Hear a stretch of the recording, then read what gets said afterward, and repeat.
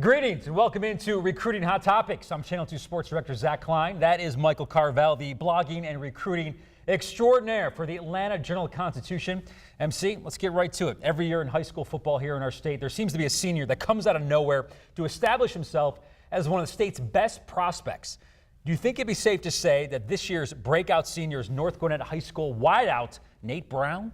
Without a doubt. Nate Brown is the best receiver I've seen in the state's largest classification in more than 20 years.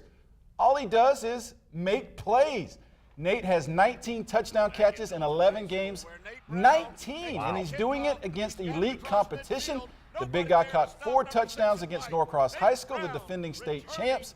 Zach, Nate needs a good nickname. How about Touchdown Brown or maybe Downtown Nate Brown? I like that. Maybe we should open it up to the Twitter universe, have you guys suggest some nicknames for him.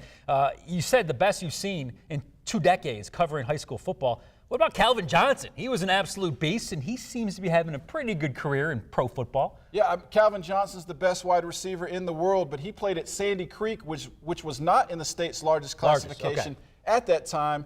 And they didn't really throw to him a lot in high school. All right, Nate committed early to Missouri when only a few schools were looking at him. Now everyone is looking at him. Georgia, South Carolina, both offered him last week. What do you think is going to end up happening with him in recruiting?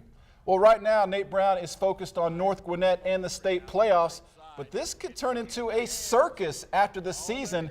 Touchdown Brown, I like that nickname. He is that good, and we've only seen the beginning of it with the Georgia and South Carolina offers. I think more big-time schools are on the way, and yes, like you mentioned, he is committed to Missouri, and he's saying all the right things.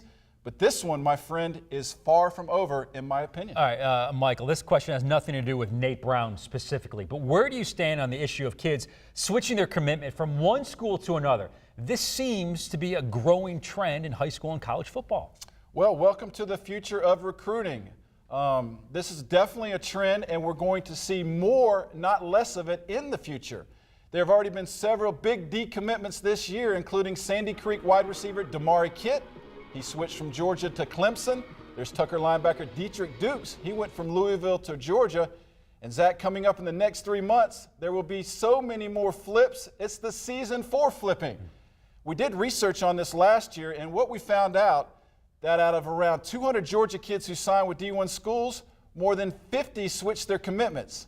50, that's 1/4. That is a stunning statistic. Why is this happening, and who is to blame for this madness?